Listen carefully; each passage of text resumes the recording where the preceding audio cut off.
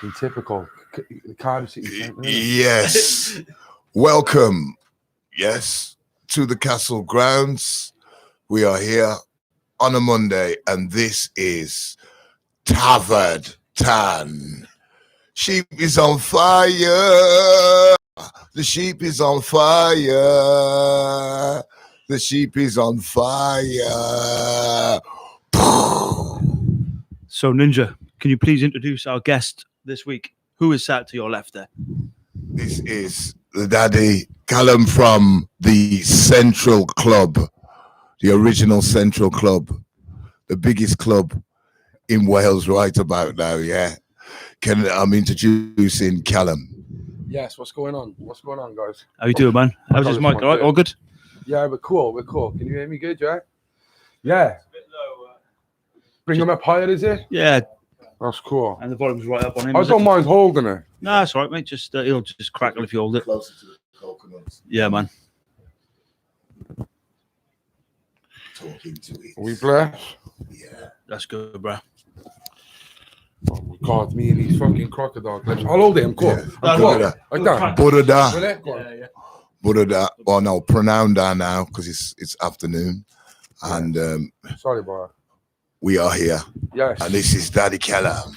Yes. What's going on, boys? I'm glad to be here. Honestly, it's mad how I just bumped into you. So basically, obviously, the people who don't know, we're running a podcast now off Cathedral Road.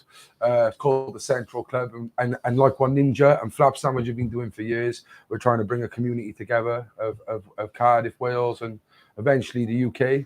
And we had Ninja on last night. We've hit over 900 views. We're nearly on 1,000 views in less than 24 hours. So that's crazy. And then we released it last night, and I've come into work today, and I've literally just bumped into you this morning. It's like it's meant to be, man. So Outside Greg's, isn't it? Outside Greg's just bumps into you like it's fucking crazy. Because I've been trying to get hold of you as well to say if you watched the episode, because everyone's loving it. Well, I seen it last night, and I'd just like to say thank you for having me on Central Club, and big up all the crew at Central Club. And I think you're doing absolutely awesome, amazing work. Yeah, and it's what's actually needed, because there's a lot of talent in Cardiff. Well, there's a lot of talent in Wales, in Cardiff, and you're letting people know what's going on and what time it is. So it's wakey, wakey, rise and shine. And you had what, Mark Drakeford on? Yeah. So we've had do you know what? It's been crazy, the guests we've managed to pull in.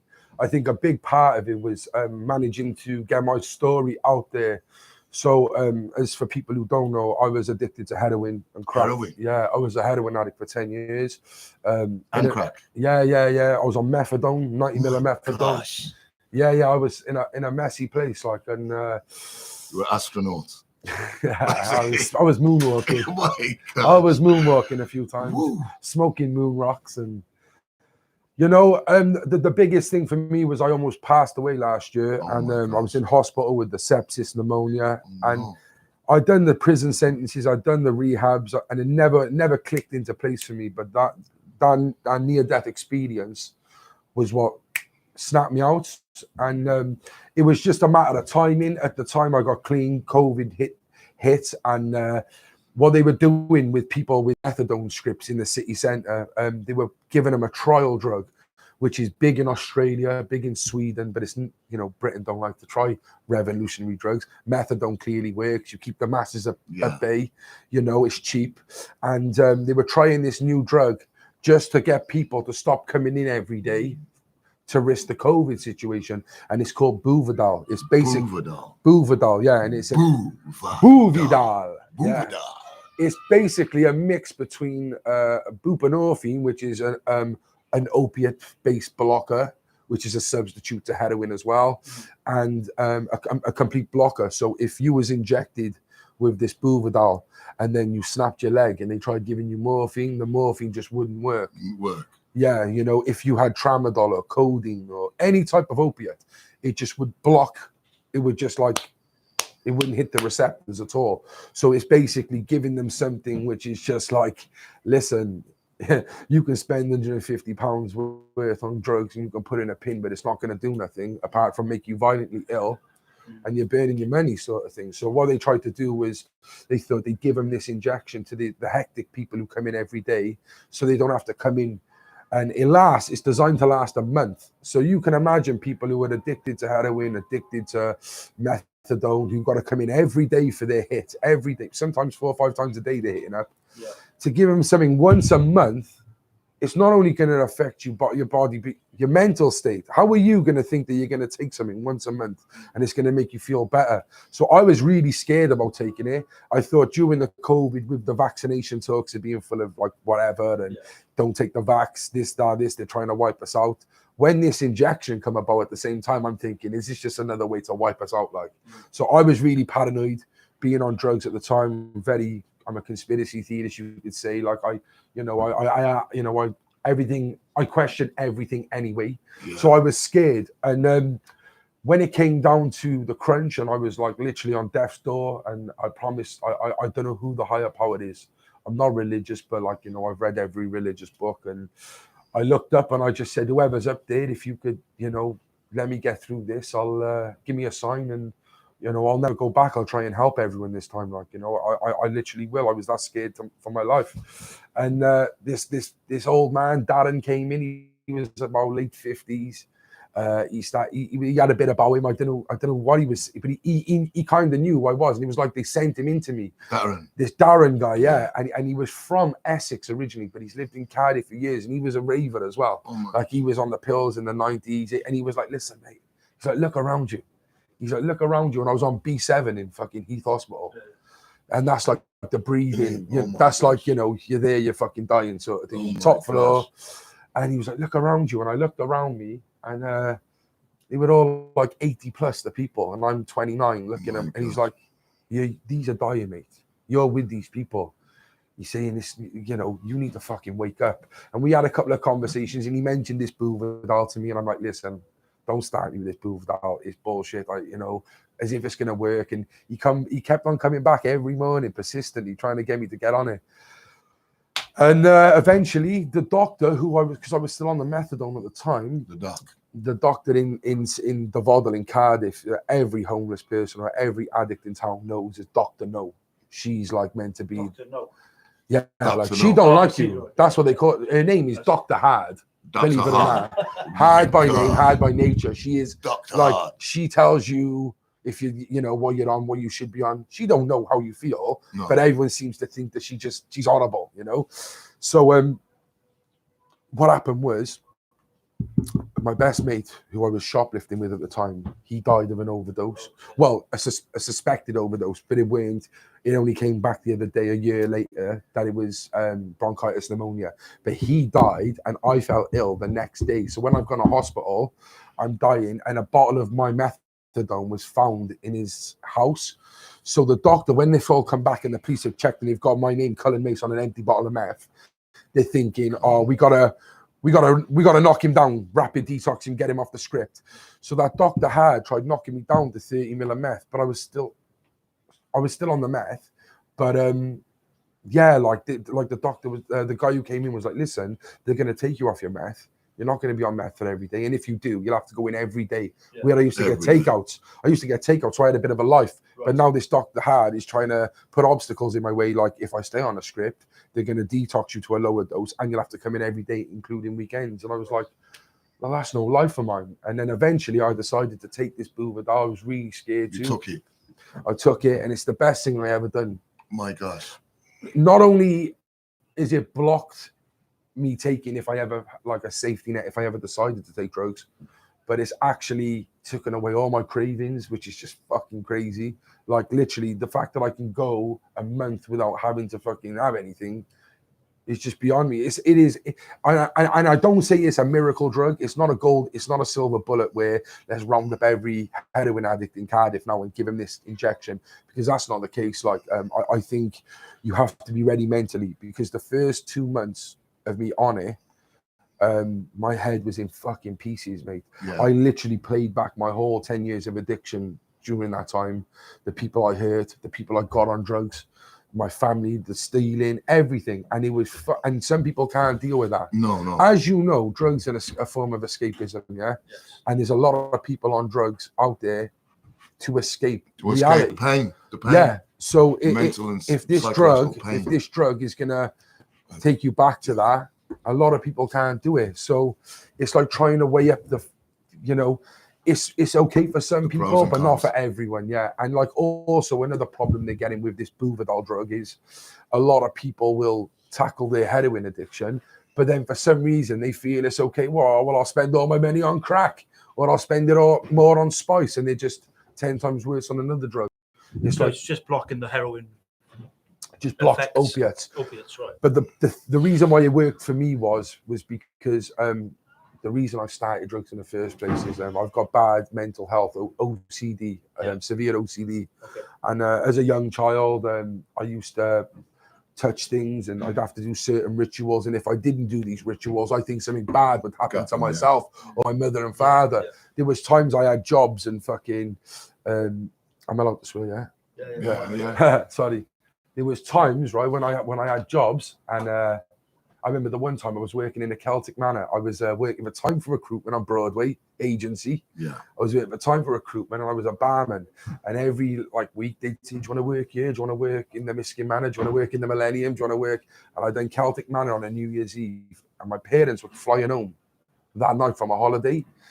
And something in my head, I was worried about my mum and dad, and something in my head said, you got to pour, I'm working on a bar, you've got to pour half a pint of vodka with a bit of orange juice and drink it in front of your manager, the guy who works, because I was on the agency, there was a team leader from the Celtic, you've got to drink that in front of your manager whilst on work, otherwise the plane's going to crash. Just stupid things like that. Yeah. I'd have to, and these rituals would come into play wherever I was.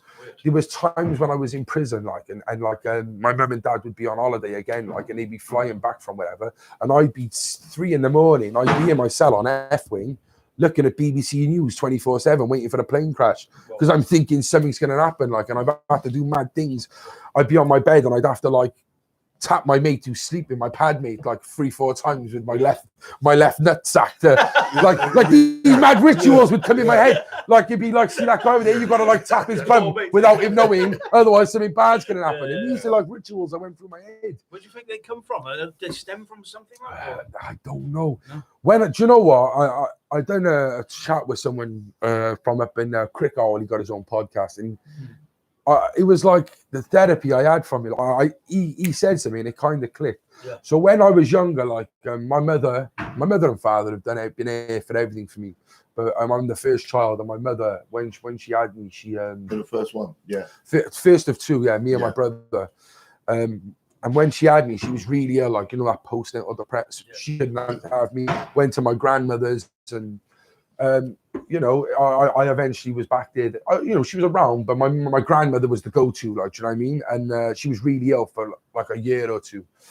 And growing up, it was never that very maternal thing, And then when I got into primary school, high school, I was very a homesicky person. I couldn't stay over my mates' houses. They'd have to stay over mine. And then when it was my turn to stay over theirs, I'd make an excuse. Or I remember we went to Llangrannog with the school in year 7. And we're going off, and I can't wait to go with the boys. As soon as I'm up there, I'm crying to go home. Never. I was a very homesicky person, and I think all that manifested into this anxiety of worry of what's going to happen. And that's why I'd have to do these things. It was like a karma thing. If I do this, then I'll get that in return, and my mind would be at ease. I think I might have just been a big fucking crybaby growing up, and I didn't let it outgrow it. So instead, I used drugs to mask it. Yeah. I think that's what because it was a young age I started. How old were you when you started? And can you remember your first experience? Yeah, so I was 16 when I started smoking weed. In high school, I used to take the piss out of everyone smoking. Your cigarettes, get away. I'd laugh at people smoking. I thought they were idiots. And and then it got to the cannabis stage. Obviously, I'm 30 now, 30 last week. So I was through that grime era, garage, late garage, grime. So grime music was massive. Fairwater, Ely, we all used to have little crews. We'd MC and we'd battle each other. So I was in the grime era where you had like smoking weed, sipping fucking, you know, well, it wouldn't be fucking lean, or it would be fucking like a bottle of Strongbow then, but like drinking and smoking was like the in thing with what you was doing. Yeah, the ritual. Yeah, it's part of that like image, isn't it? You know, when you make your music videos on your Sony Ericsson Walkman with your big speakers in your hand, like it's like that's part of what you do is have a spliff and that. So it was kind of like an image thing. And another big part of it as well, of when I got into heroin, is my uncle. So my uncle's a heroin addict still, Mais. People know him, know of him, Macy. And in 1986, he had a car accident, drunk drive, and he ran over a girl. Oh shit. Yeah, fucking terrible. Like, and he's never recovered from it. Like, you know, Girl died. Yeah. She passed away. Yeah. And it's fucking horrific, like, you know, and that's, he can't live with it, like, you know, and I think that's why he is the way he is. Apparently, like, I've tried to get bits out of him to try and like get him to speak about it, because in 1996 joyriding was a thing, you know. He was 16 years of age, and I think things like that happen as an accident, and he'd be called a kiddie killer and like shit like that in prison, and he had it hard. And looking at that, like, you think like, when you say kiddie killer, it sounds like a fucking nonce, or like a, but I don't think it was just a pure accident. He was 16 and it happened, you know. And my dad used to say, I can understand with Auntie being on drugs, but what's ever happened to you? So what happened was, like, during that age, I was like 16, 17 in the crime scene, whatever. And then what happened was, me and my best mate fell out friends due to a woman, which is pathetic, but that's what happened. And it was my fault. It was my fault, you know. Yeah, it really is. You know, I learned a valuable lesson through that. Thank you for that. It was lovely. What happened was, so you were fur burning at 16. Yeah. That means like fur burning. What does that mean? Razzling. Oh yeah, of course. Yes. I was rooting, man. I was stinking Lincoln, we used to call it. I was stinking Lincoln. And like them times, like. Sorry, mate, can I just ask about that? Yeah. Did you nick his missus? So basically, listen, that's what you want to know. I didn't know, right? So me and my best mate group, right? I'll tell you, right? So me and my best mate, we're friends now. It's good now, yeah.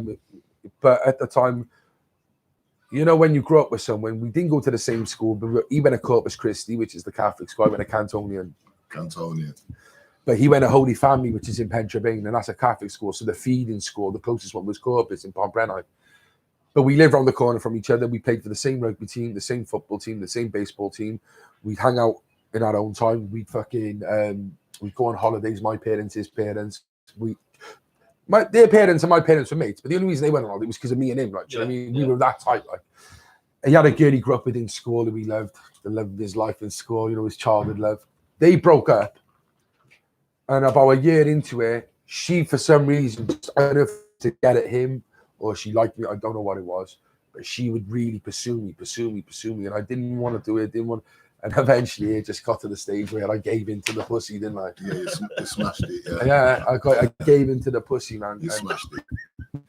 It's disgusting, like, you know, it's foul, but yeah. And then from that, we broke up friends, and then where we were all mates in that circle, I didn't just take myself away from him, I took myself away from everyone, because if I hung around with him, he'd be there. If I hung around with Richard, he'd be there. If I hung around with Brad, do you know what I mean? And at the time, I think it was just all bad timing, because my uncle was due out of prison on his 8-year sentence from that. Now, the society we live in, it don't matter, unless it's for like paedophilia, rape, like murder, like anything else. I'm looking up to this guy. He's just done 8 years in Portland, in this jail, I'm hearing stories. I've gone to visit him, and even though what he done was bad, I looked up to him. Like, you know, I'm hearing these stories. He's a big guy, and he's like, when I get out watching, I'm looking up to him. And all this time, there's music happening. I'm trying to be an MC in this image. I've just broke up with my friend, and then my uncle comes out, and I'm thinking, wow. I start hanging around with my uncle, and during this time as well, the cannabis has turned into being paranoia. I'm trying to suppress my OCD, but the cannabis ain't working. And I started hanging around with my uncle, and I didn't even realize it at the time, like, but he was fully blown, shot in heroin, crack. He had all these links from London to Birmingham. Anyone who would come to Cardiff, he'd set up shop with Londoners and whatever. And I thought he was cool, man. I remember being fucking 16 up on Beachley driving a flat with a fucking Star 9 fucking handgun and a little double barrel shotgun, and we were shooting the gun through the pillow in the flat. Just gunshots going off, but we're just shooting guns at a pillow. Now these guns ain't even his guns. There's some mad Londoners who have come down and said, look after them, and we're just shooting their guns. It's probably been used for like 5 murders, but I don't fucking know. I don't care. I just think I'm cool as fuck. And then it got from like running around, you know, doing little errands for him, selling a bit of drugs, heroin, crack. Didn't really know what it was, but I seen it. And then I started smoking crack. Now, bearing in mind, before I say this, right, you know, places like Fairwater, I think anywhere in Cardiff, probably anywhere in Wales. It's like my ex-girlfriend's from Bristol. She said, Cullan, I have never been to a city where normal people just smoke crack.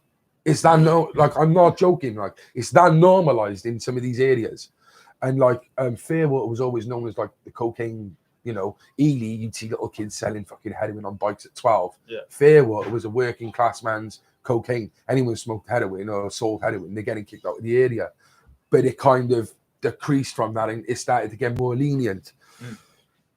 And yeah, I remember smoking coke. I was drinking. I smoked crack the one night, and it would be like every night, like where they were shot, and there'd be like a bowl of weed. There'd be a bowl of fucking like heroin, like it's mad. And they used to smoke it in spliffs. They weren't like your typical heroin addicts injecting on the streets. These were guys in nice clothes, smoking heroin in spliffs. And I'm thinking, Raz, it ain't like what they portray in the films at all. And I remember smoking crack for the first time ever, and I was like, what the fuck is this? I sniffed coke before and that, but this was just next level. And after I smoked it, I started to feel really dizzy, and I started spinning round. I don't know what I was doing. I started spinning round, and then I started doing like, I was like Ninja doing some drum moves. I'm telling you, I was doing some drum moves like Ninja. And some guy, I won't mention no names, but he was like, yo, listen, just have a puff of this, because I was really pranging out. And he was like, have a puff of this. And I was like, what is it, a spliff? I was like, nah, it's a bit of heroin. I was like, nah, fuck that. He was like, no, listen, trust me, it'll take away your fucking, because why crack and heroin comes hand in hand in drugs is because the crack lifts you up, and then when you're starting to go all digi and that, like the intense buzz is gone, you take the heroin to come down. That's why people who won't go to heroin, they might take a bit of crack, they'll have a spliff to chill. Like normal, like I don't know if there's such thing as a legit crack smoker, but people who smoke crack, like normally they'll have a, like, do you get me? Like there's ways of going from down and up, but I went straight from that, and I tried the heroin, and as soon as I had a spliff of it, just all went away. All my pains went away, and the feeling I had that first time was just all my answers, all my questions, all my worries had just fucking been answered and just went away. And I've said before, like I weren't addicted the first time, but it had me from the moment I took it, like, you know, because although I weren't physically addicted for probably another year, I'd look, okay, payday, I'm going to buy some smack. And then it went from every payday to every fucking 2 weeks. Then every 2 weeks, it was every week. I was always living for that next buzz, like, you know. And was it giving you the same feeling every time? Every time the heroin, I think the crack's different. The crack, you'll never get that first buzz, you know. And that's why people will go fucking to heaven and, you know, the end of the earth chasing it. They call it chase the dragon.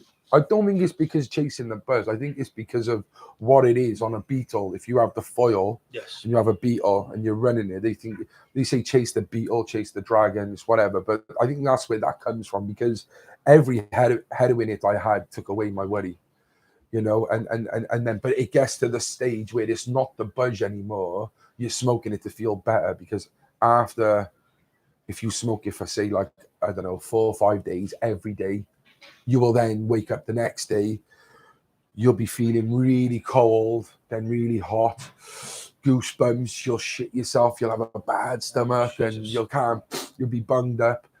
You'll have one little line, just that, it all goes away. And that's why you see a lot of people now in the streets, shit, they're like, I was pretty good, like, because I had family still. I weren't your typical heroin addict, because I still had family, especially for the first couple of years. They didn't know, so I kind of could go home, borrow money. But there's people out there with fuck all, and that's why you see people with fucking terrible clothes on, shit stains, and fucking beards out here, because they can't really. They're probably, when they're clucking, they can't. The last thing they want to do is wash. They just want to get that. Then when they've had it, you know, they're okay for half hour, and then they go again. Yeah, and then they can function. That's why they'll go through dips and stuff. You might see them okay on their payday for like 2-3 days because they've got their money. They might buy a pair of socks and a pair of pants, and they'll live for the next month on fucking the way they are, like. And it's just but inevitably, even for the first like year or two, all these people on the streets you probably see were probably okay. You know, it's very rare that it'll just fuck you straight away. It's a slow progress, and it's hard to come out of. Like, you know, I've done many things to try and stop, but didn't work. Well, it's the first time ever, you know, because like when I seen someone on it that was in Birmingham, after I call a guy Dr. Death brought it in, because I know it Dr. No, Dr. Hard, Dr. Death. VW Golf, windows tinted out. And when I seen someone on it for the first time, it was like they had this look in their eyes, right? It was like,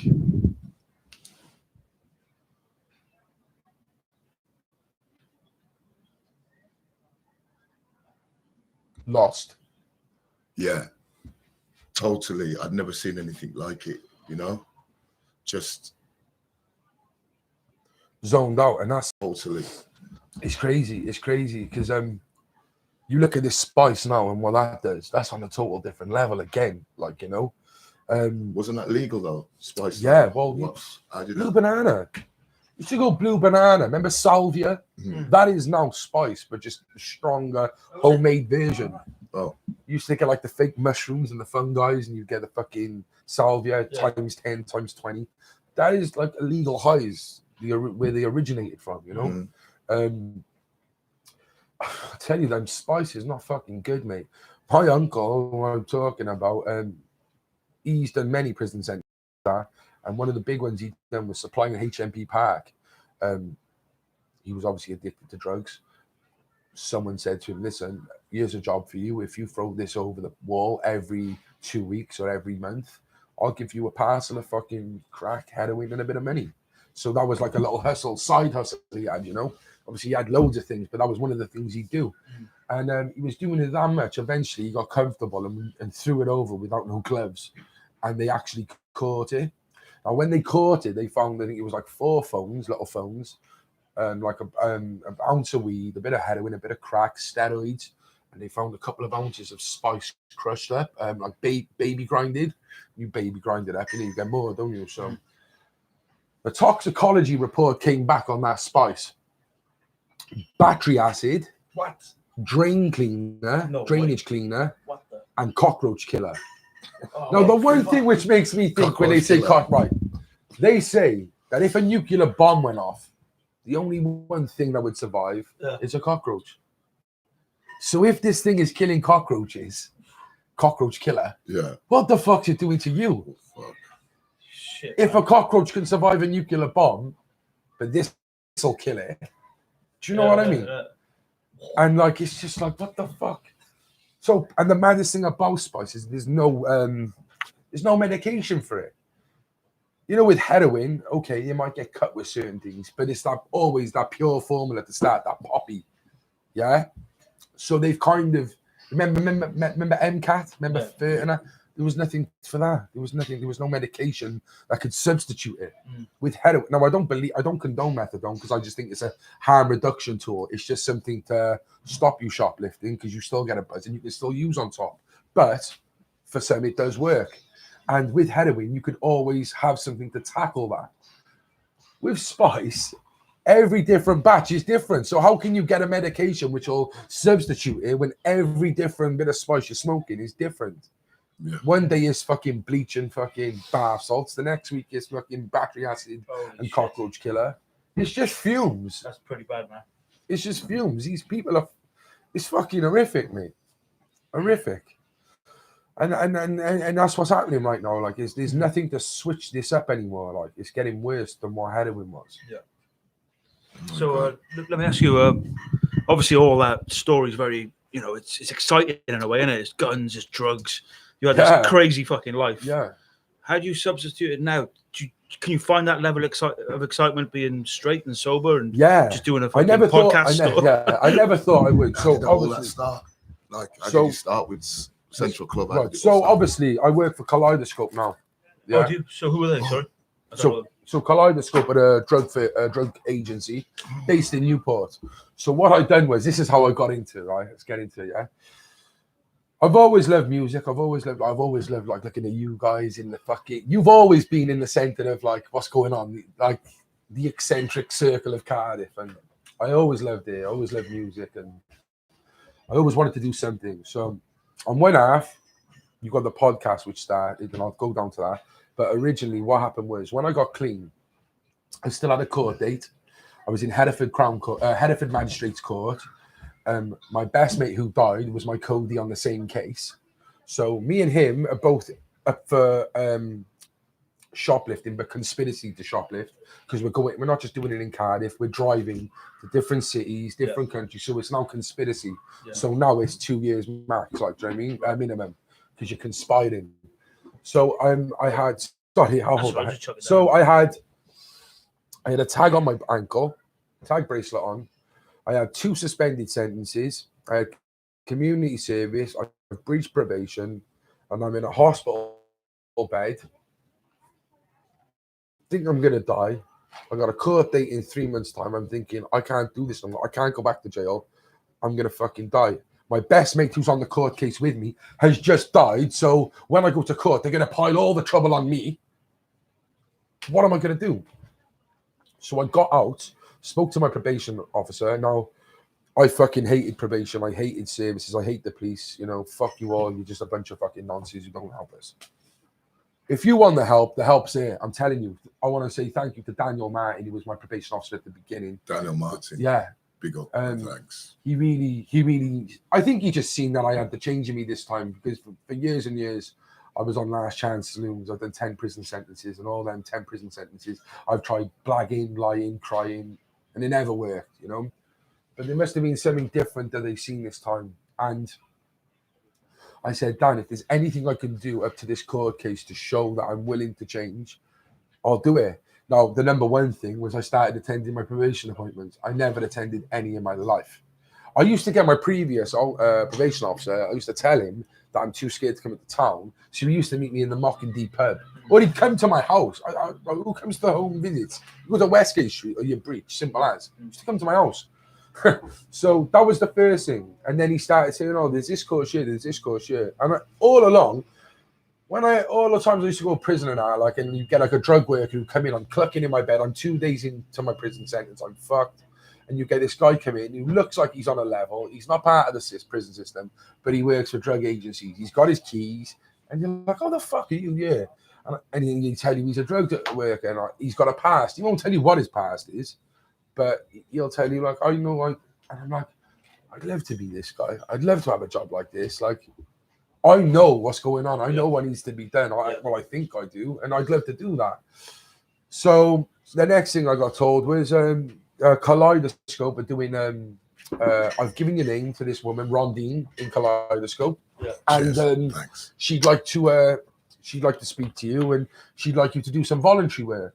So obviously voluntary work all along I thought was just a load of bullshit, because it's just a waste of my time getting up out of bed and I might never get paid off. But lucky for me, it was COVID, so everything was on fucking Zoom calls, wasn't it? So I'm just sat in my house listening and conversing my life story for the next 2 to 3 months until she's kind of realized that I've wanted to change.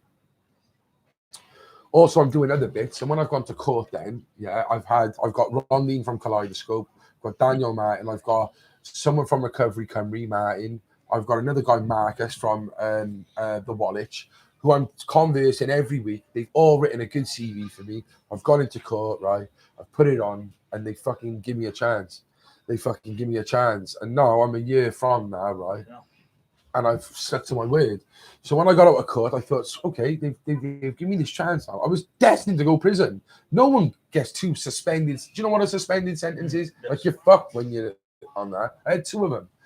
And they let me go. People call me a grass, probably, you know. But, so obviously that happened. And then I started getting more into it with Rondine, and she said, do you want to start doing, you're on the Buvidal, do you want to do surveys?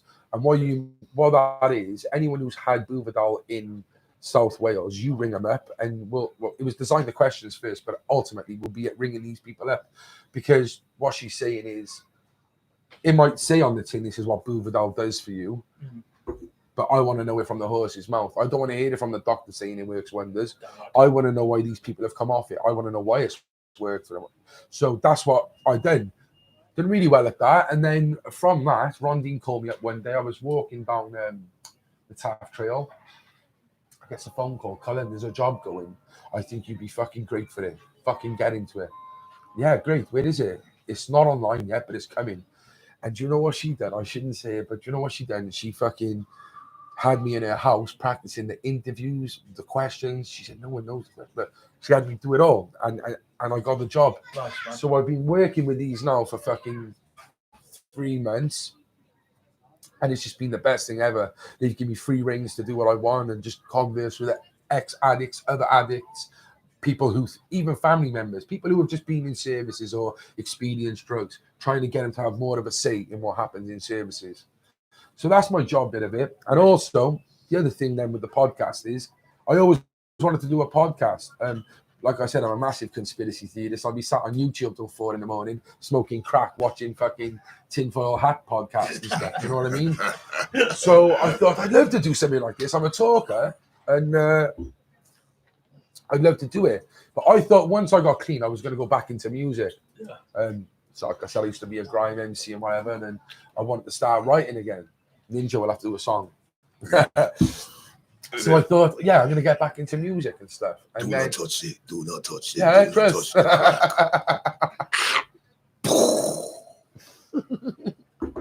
Fucking quality. All right. Yeah, trust me. Mm-hmm. So like, I was thinking about doing music, yeah.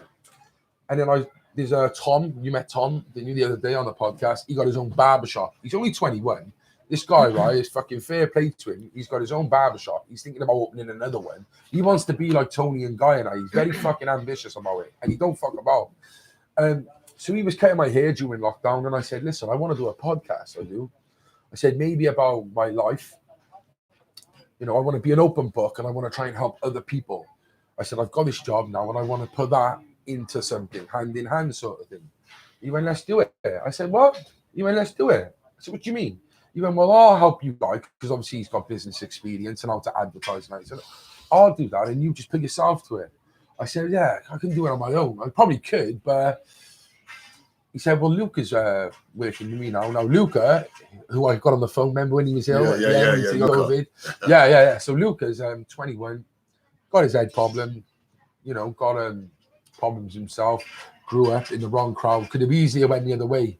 Tom got him in as an apprentice. So this was early on. He weren't like balls deep into barbering, but he was trying it and Tom was trying to help him. And I knew his families, and we're all from Fairwater. Well, Tom's from Rather, but me and Luke are from Fairwater. I said, get Luca on with me. I said, I'm 29 now. He's like 20, so he can do the youth side. He's the pretty face with the youngsters, and I'll do the age, and we can try and like do something with this. We then met up, and then we said, what should we do? Should we do a rap podcast? Should we do a fucking sports podcast? Like, what should we do? And I just said, well, no, let's just keep it fucking. Let's not be a jack of all trades, but kind of, yeah, be a jack of all trades. Fuck it. Yeah, that's it. Do it. Just like, let's keep it like interesting. Let's keep people on their toes. I said, I'll tell you what we'll do. Let's talk about what's more relevant now than ever. We're in lockdown. Mental health is fucked, especially men's. Domestic violence, suicide awareness. Fairwater alone had 3 people. Fairwater in Cardiff West, 3 or 4 people hung themselves during lockdown. Shit. Let's talk about addiction. Let's put a positive spin on it. That way, we could have a rugby player on one week. We could have a fucking musician on the next week. We can have a fucking politician on the next week.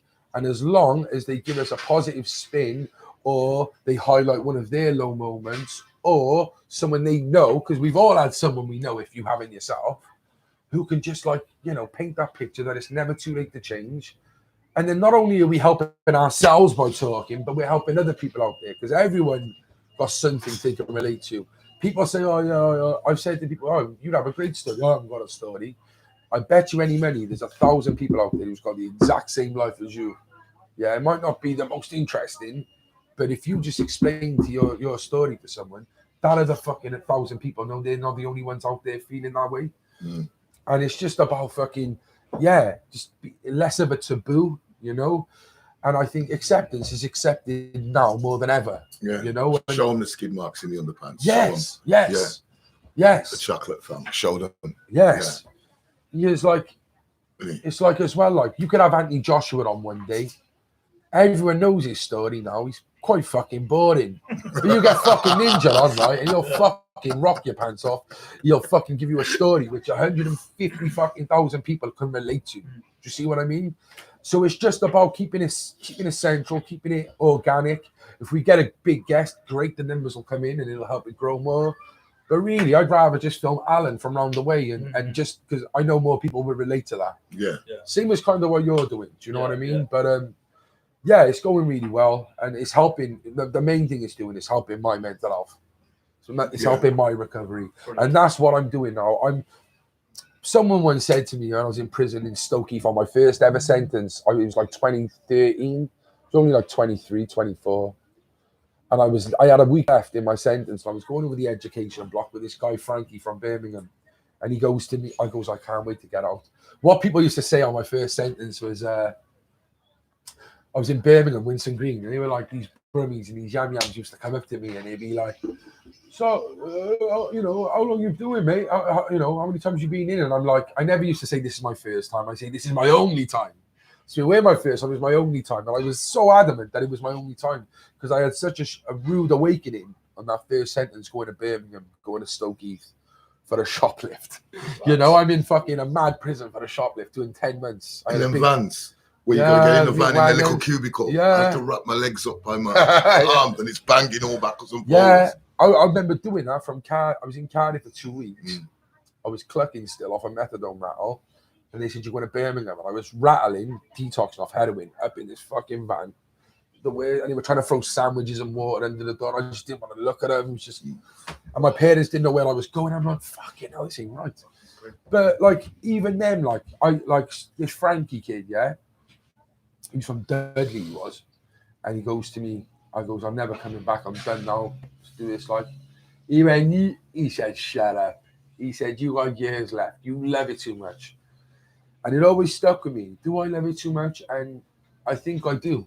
I think I love the lingo, what's going on, the streets, the being with the shit stains and the undesirables. Yeah. I fucking love it. But now, I'm never going to leave, but I'm going to stay in for change. Nice. I'm not taking the drugs anymore. I'm staying in and I'm going to try and make change. And that's where I feel fulfillment in now, is seeing other people get through it. You know, and some of them don't even will get through it, but it's trying to make their time as easy and as comfortable. Because like I said, some people can never get off it just because of their mental state. They can't live with something they've done. Yeah, the painkiller. It's the painkiller. That's and what the problem what they do in these services, they're playing fucking God with their medication. They'll say, oh, you need to go up another 20 mil, you do. I don't think it's working. And he's like, well, it's okay. And he's like, no, you're still using on top, go up. And he'll go up. And then he'll miss one day and he'll go, right, rapid detox. And then he's fucking clucking after you've just given him the habit of an extra. You know, if you was on, I don't know, antipsychotics, imagine you was on Seroquel, or quetiapine. You know, 50 ml quetiapine for antipsychotics. You feel all type of way, you can't sleep. It's working. It starts working.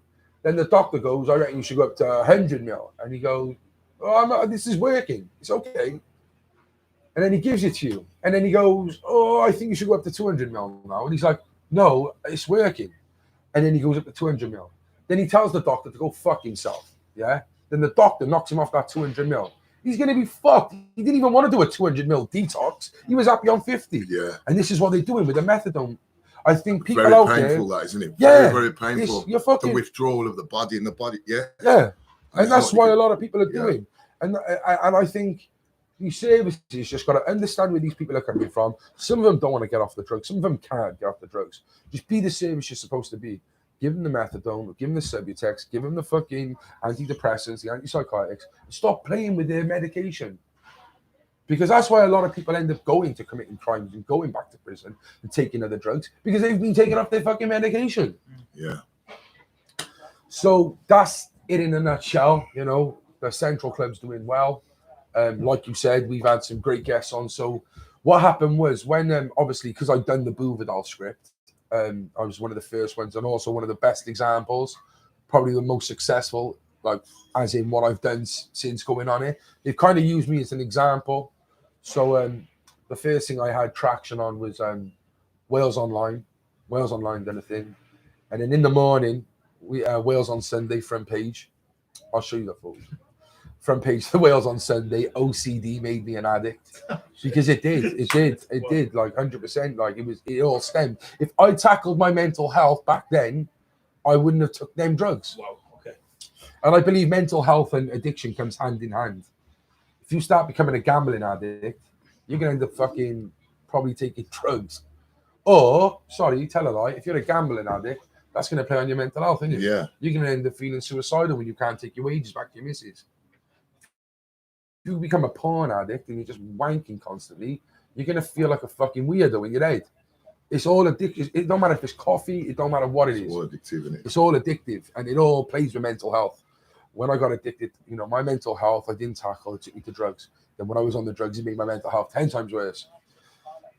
So it's all about that, like, you know. So I had the Wales Online, and then we had, since then, I've had ITV News, Channel 4 News, the Epoch Times in Canada and America. Yeah. And every time, it's for my story, for doing well on the Bouvidal, but I plug the Central Club every time. Nice. So I'm trying to push the podcast with it as well, like, you know. So, yeah, that's kind of where we are at the moment. And what about the music? Have you done any? Yeah, I've done a song with Big Dex, who's from originally Cumbraen, but he's in Cardiff now. Great MC. Basically, he done a challenge called the Unsure Challenge. So it's the hook was "Man don't know about that. Man don't know about that." Was that was the so what he done was he made a mixtape, an EP. Yeah. And one of the songs was "Man Don't Know About That," and he done a challenge. He said, "What I'm going to do is I'm going to upload the Man Don't Know About That chorus with a 16 verse. Everyone, give me your best 16. The top 3 will go on the remix on the EP."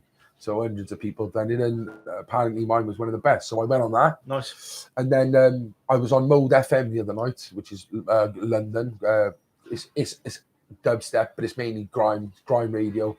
It's like Rinse FM, basically, Mode. Went on that, done a set. First time I've done a set in years. Kind of started running out of breath because my chest still ain't great, but I'm getting better. I've been writing a lot, and eventually I would like to do my own like kind of short EP, LP. But I think I need to do another 2 or 3 features. So there's a Cardiff to Newport link up, which I'm in the group with now. We're doing a song that'll be out in the next month, maybe. But yeah, I'm trying to keep grime alive because our music's dying. Everyone now is in that rap scene is now on to drill. Drill. What the hell is drill? Drill music is like what the Londons are doing. You know, the dip, or shank you, murk you, very violent, and they're blaming a lot of the stabbings for that genre of music. Yeah, but like kind of the same with you guys. Like I think like you're very open-minded with music and whatever, and I will literally like my playlist is bipolar. You know. That's from my father, from my grandfather, from my mother. My mother's a soul fucking 70s, 80s diva. My grandpa's a fucking 50s, 60s Teddy. And then my fucking father's an 80s, 90s electronic fucking, do you know what I mean? Yeah, yeah. So I've grown up with all that. And then obviously my kind of inspiration in music. So I'd like to, you know, do something with music, definitely, because I've got it in me. And I think I'm pretty good at spitting as well. So nice. Yeah, definitely. I'll have to do something. Intrigued with him anyway. We were saying, what the fuck? Get me on your podcast, man. I'll talk about it. But it's about you today. Yeah, I was going to ask you a bit of a deeper one, man. Yeah, ask me. I just put you on the spot a little bit. Can I ask how it is with your mum these days? Because would you say the OCD stemmed from the lack of love with your mum in the early days? I think it did. You know what? Me and my mum, she just phoned me just then to make sure I was in there. Nice, man. Right, my mum and dad are great. My dad is 10 feet tall to me. He's my mother, you could say. You know, it's that role reverse. A lot of people say, oh, don't touch my aunt, but it was more my father. But my mother, me and my mother are more like best mates than mother and father. Do you see what I mean? Yeah. I'll tell her anything. I don't tell my dad anything like that because I'm God feeding with my dad. But my mum, I'll tell her anything. Probably a bit too much.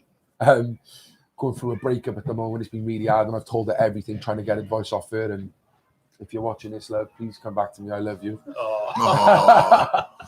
No, listen, it's the first time in my life, right, where I've been a prick with women and that. But this time it's really fucking opened my eyes, and I wish, she could see that and give me another chance. I'm not trying to plug her here, don't let me. I'm just saying. But I tells my mum everything, basically, and it's going really well. Like, my mum, during that time of addiction, as you can imagine, was heartbroken. My mum's a school teacher, primary school teacher in Merge Primary School in Dinas Powys. And I remember one time I was shoplifting in the Vale, and they put my face on the front page of the Barry, is it the Barry Gem or the Barry Times and the Penarth Gem? Okay, I'll hit the big And time. that goes on, and that goes on the database of all the Big schools time. in the Vale. Oh So my she's seen my face on the score, and she's like, but she goes by her maiden name, so that's okay. Yeah. But yeah, like, she's been very hurt, my mum, and she's been there for me. Like, she'll always be there for me. But yeah, it's definitely, I think it was 100%. That was what it was. It was that at the early stages, her postnatal depression kind of played a part on how I worry. And I still get it. One thing I say to people, mental health, addiction, it don't have a graduation date. It's not like, yeah, I've done it now, take care. It's forever. It's just how you deal with it. And I think mental health gets chucked about too easy nowadays. I got mental health. But I think everyone got a bit of mental health. It's just how we fucking deal with it. And it's on that, it's on a scale, isn't it? Like, So yeah, I think things have got a lot better between me and my mother. And fingers crossed for the future. Nice, man. Excellent. 51. Excellent, because the important part is that if you look into Moby, the making and the breaking of affectionate bonds, that our relationship with our parents plays the big part for the development of our 100%. It's like what you were saying the other day as well. It's not like that happened with us, but like the when you said about your father, you've seen him when you was 3, you never seen him, and then when you came back, you still had the vocabulary of that of the 3-year-old. I get that. You get that in it, and you're trying to you're trying to bring it back together, but it's hard to. And it's like difficult. So the relationship between our parents, especially from small, and our mothers, and the nurturing, if they're going through postnatal depression, they're just had a baby, and there's a distance, then we're always craving something, and we can be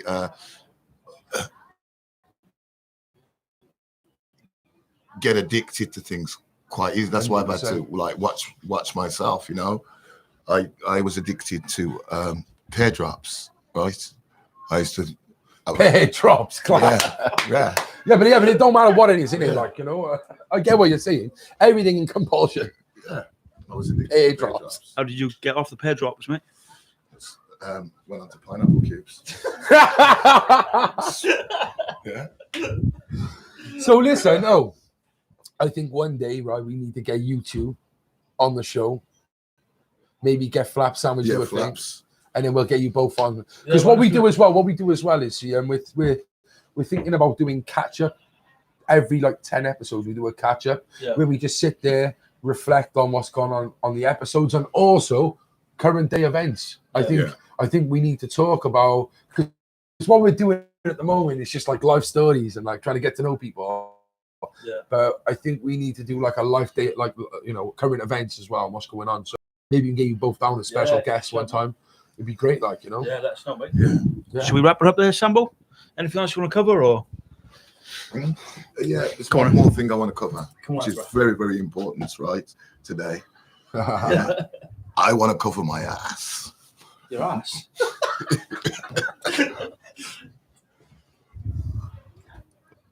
Stay Central. Stay Central. Podcast. Where can they find you, mate? On the Central Club, yeah, we're on Instagram. The Central Club Podcast on Instagram. The Central Club on Twitter. We're on Facebook. I'm also on TikTok, Cullan, Mais, and YouTube. Yeah, Spotify. We're on everything. Just get at us. So, all you koala bear ejaculation, make sure you tune in. Or fuck you. Big up, Callum. Pleasure to meet you, Brad. Thank you, Flash. Nice Yeah. one, mate.